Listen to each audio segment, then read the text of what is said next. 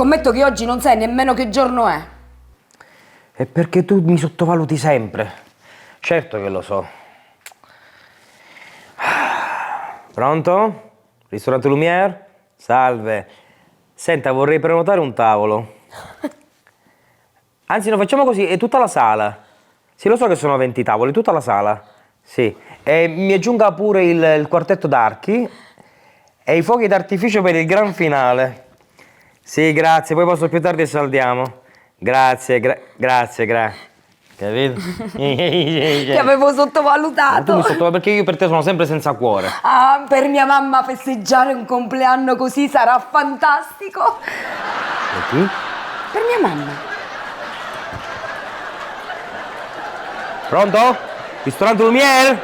Annulli tutto!